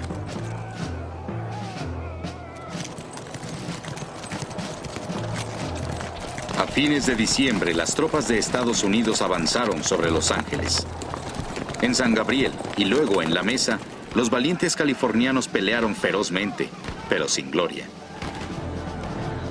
Este fue el último esfuerzo que los hijos de las Californias hicieron a favor de la libertad e independencia de la patria, cuya defensa siempre les hará honor. Guillermo Prieto. Para cuando Mariano Vallejo supo de la caída de Los Ángeles, ya estaba de regreso en Sonoma, recuperándose de sus 6 semanas de cautiverio en Sutter's Fort.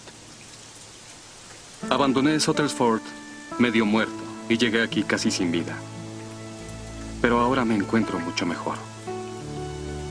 He pagado caro el cambio político en mi persona y en mi espíritu, al igual que en mis propiedades. Todo está perdido y la única esperanza de recuperarlo reside en trabajar una vez más. Pese a estar tan desilusionado de los Estados Unidos como de México, Mariano Vallejo tuvo que elegir una vez más. En la plaza que había frente a su casa, cuidadosamente dobló su uniforme mexicano y lo quemó.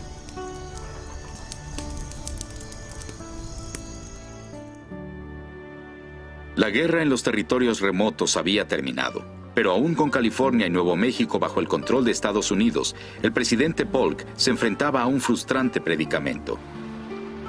Ya tenía los territorios que quería para los Estados Unidos, pero no podría quedárselos a menos que México capitulara. Y México no estaba dispuesto a hacerlo.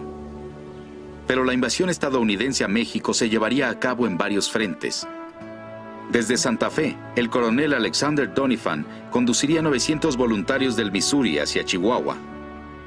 El general E. Wool marcharía hacia el sur desde San Antonio, y el general Zachary Taylor prepararía su ejército para una ofensiva masiva aquí, en el Río Bravo.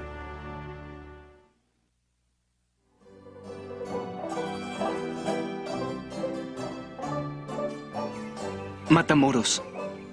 Querida Julia, las 2 flores que me mandaste llegaron a salvo, pero cuando abrí tu carta el viento se las llevó y no pude encontrarlas. Antes de sellar esta carta, iré a cortar una flor silvestre de la ribera del Río Grande para mandártela. ¿Aún me ves de vez en cuando en tus sueños? Estoy seguro de que ni me reconocerías. Estoy tan bronceado como un hombre puede estarlo. Ulises Grant.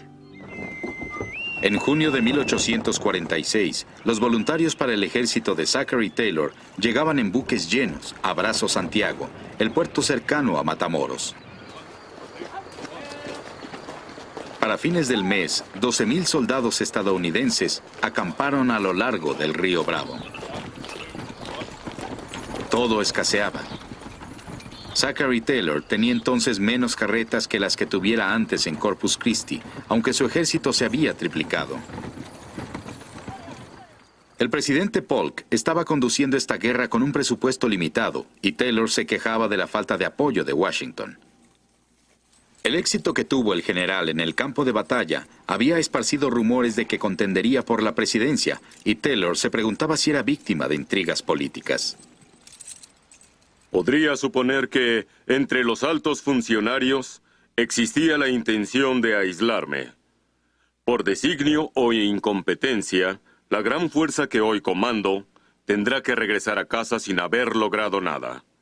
La responsabilidad la harán recaer sobre mí, General Zachary Taylor. A pesar de las carencias, Taylor continuó la campaña. En julio ordenó a sus tropas que avanzaran sobre la aldea de Camargo, subiendo por el río Bravo. Desde Camargo, Taylor planeaba marchar sobre la ciudad de Monterrey, hacia el sudoeste. Parte de las tropas navegaron por el río, amontonadas en deterioradas embarcaciones de vapor. Otros sufrieron la brutal travesía por tierra. Marchábamos bajo un sol ardiente y sobre la arena calcinante. No había caído ni una gota de lluvia, y no había escape del polvo que se colgaba de nuestras cabezas con una densidad asfixiante. Capitán John Kelly. En Camargo, los soldados no encontraron resguardo.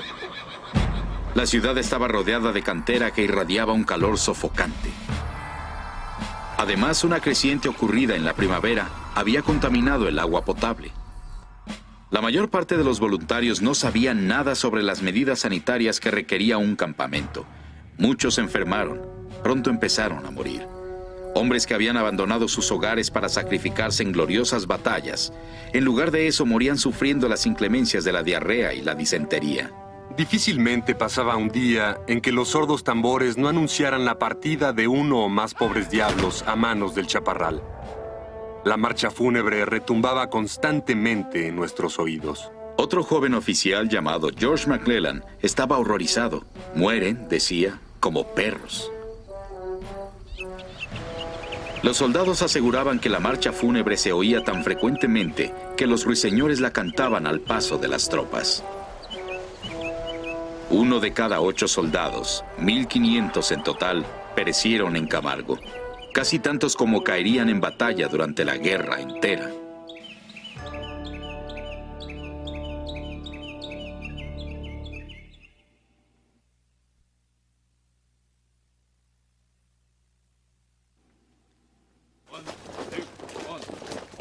El 19 de agosto de 1846, las primeras tropas de Zachary Taylor abandonaron Camargo en camino a Monterrey. La marcha era insoportablemente calurosa, pero el mayor Philip Barbour se consolaba pensando en su mujer, Mattie. Unos meses antes ambos se habían reunido en Galveston, Texas. Nunca me sentí tan dichoso. Mi adorada Mattie estaba totalmente acogida de júbilo y estuvo pegada a mí durante toda la estancia como si una separación fuera la muerte. Dios permita que esta guerra termine pronto para que podamos unirnos permanentemente. Septiembre 4. Hoy no recibí carta de mi marido. Supongo que está en marcha hacia Monterrey. El siguiente correo espero me traerá noticias de su llegada con bien a ese sitio. Zachary Taylor se había visto obligado a partir de Camargo con solo 6.600 soldados. Casi la mitad de sus huestes se quedaron atrás. Muchos voluntarios seguían enfermos y no bastaban los animales de carga. Para su vergüenza, el teniente Ulysses Grant fue asignado al manejo de la caravana de mulas. No recuerdo jamás haber usado expresiones profanas en mi vida. Pero tendría la caridad de excusar a quien lo haya hecho si en esos momentos hubieran tenido a su cargo un convoy de mulas mexicanas.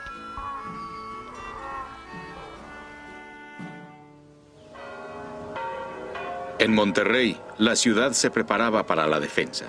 La capital provinciana, una ciudad de 10.000 habitantes, había recibido refuerzos de más de 7.000 soldados bajo el mando del general Pedro de Ampudia. Ampudia y muchas de sus tropas habían luchado en Palo Alto y Resaca de la Palma. Aquí, estaban decididos a detener al invasor. El 15 de septiembre, con el ejército estadounidense a menos de una semana de marcha de las puertas de la ciudad, Monterrey celebraba la víspera del Día de la Independencia. Así, al frente de un enemigo orgulloso con sus victorias, en medio de los temores, la noche del 15, cuando reviviendo nuestros más tiernos recuerdos de independencia y de familia, las bandas militares anunciaron la hora solemne en que se proclamó nuestra existencia como nación. Todos obedecieron al sentimiento patriótico y se ansiaba el combate como vindicación y como gloria. Guillermo Prieto.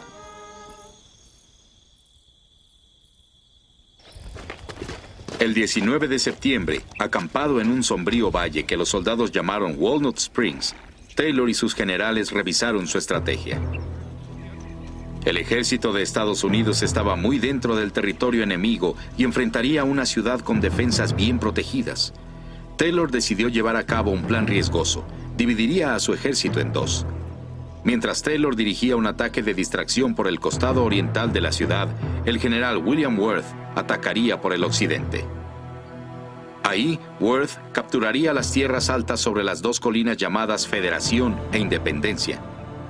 Cortarían el camino a Saltillo y con él toda esperanza de refuerzos para el ejército mexicano. Esa noche, el mayor Philip Barbour y sus compañeros se preparaban para la batalla. La ciudad debe caer y probablemente será la bayoneta quien haga el trabajo. Es de esperarse una inmensa carnicería. Sin embargo, me siento tranquilo y concentrado, pues hace tiempo que me hice a la idea de que mi vida le pertenece justamente a mi patria y que nadie puede privarme de ella ni preservarla, excepto la voluntad del gran Dios que me la otorgó. Mayor Philip Barbour. La mañana del 21 de septiembre, las tropas estadounidenses lanzaron un ataque de distracción por el oriente de la ciudad. Casi inmediatamente, el plan de Taylor se hizo trizas. Por la falta de experiencia, los comandantes se acercaron demasiado a las posiciones defensoras, conduciendo a sus hombres a un fuego cruzado infranqueable. Los disparos de las armas mexicanas atravesaban el campo en 3 direcciones. Nuestros soldados saltan los parapetos. Sobre los cadáveres de nuestros enemigos, entre el humo de su sangre impura, sube a los cielos el grito victorioso de ¡Viva México!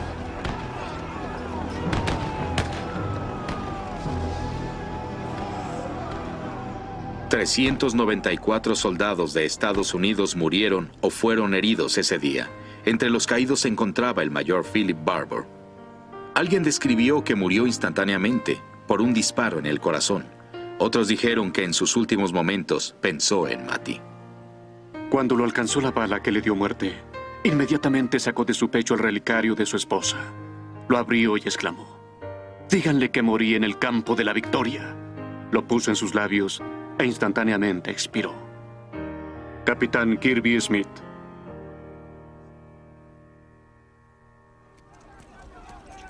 Mientras la inesperadamente sangrienta lucha bramaba en el oriente de la ciudad, las tropas del general Worth atacaron las colinas Federación e Independencia en el lado oeste. Las batallas se libraron a muerte. Más tarde un ranchero tejano diría: «Nunca más he llamado cobarde a un mexicano». Los defensores mexicanos en la cima de la colina de Independencia se precipitaban sobre las tropas estadounidenses a fuego de cañón y mosquete desde un gran edificio fortificado llamado el Palacio del Arzobispado. Nuestros hombres siguieron a la infantería.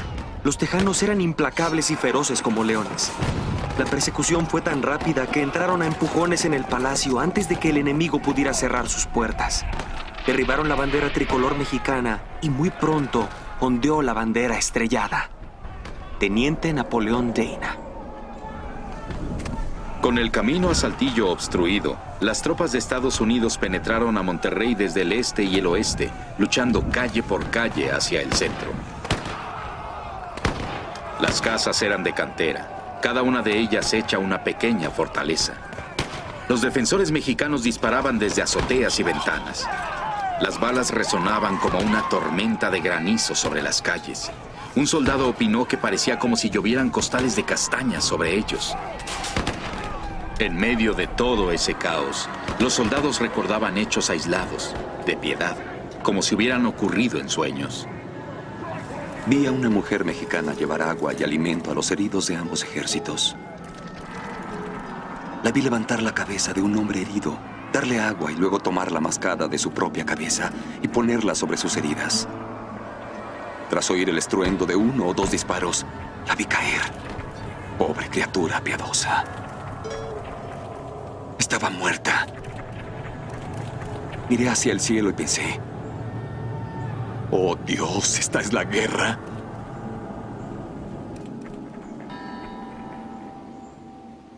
A media tarde, los soldados invasores casi habían llegado a la plaza central.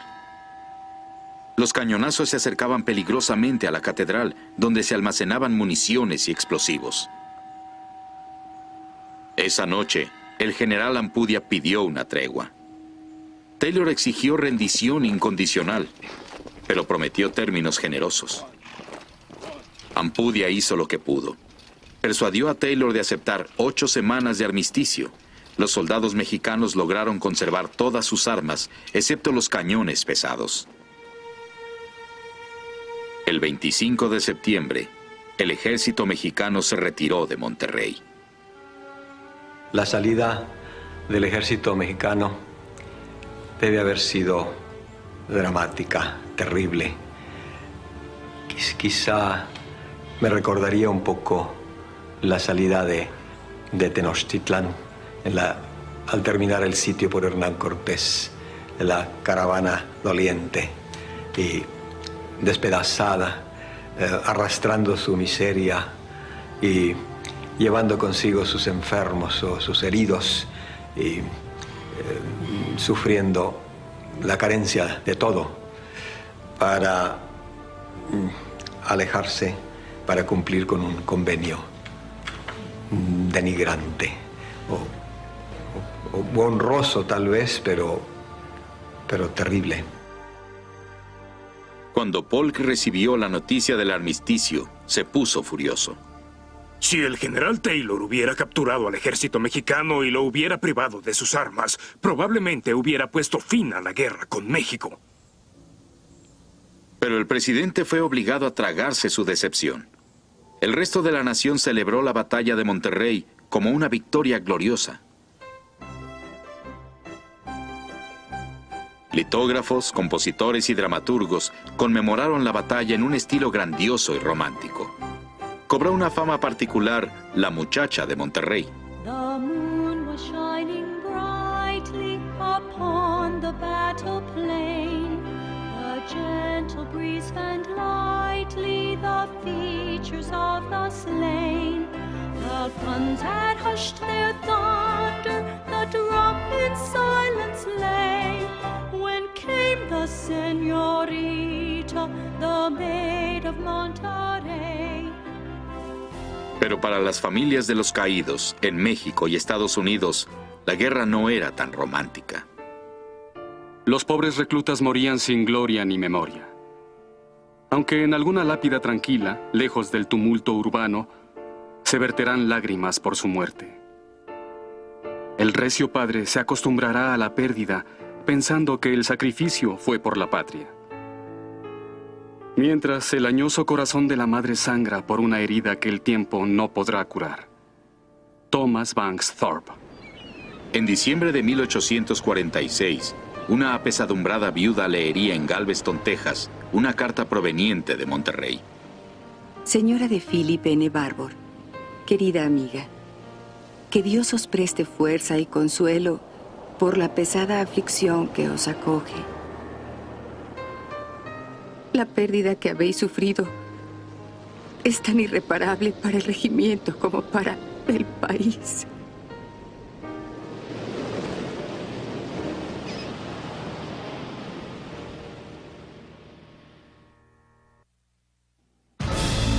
Para el otoño de 1846, había en México quien se preguntaba si Dios había volteado la espalda a la nación mexicana.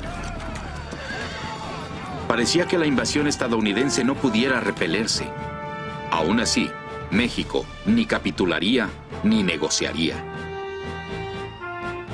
En Estados Unidos, el presidente James K. Polk necesitaba desesperadamente concluir esa guerra. Se requería una nueva estrategia, algo audaz y decisivo.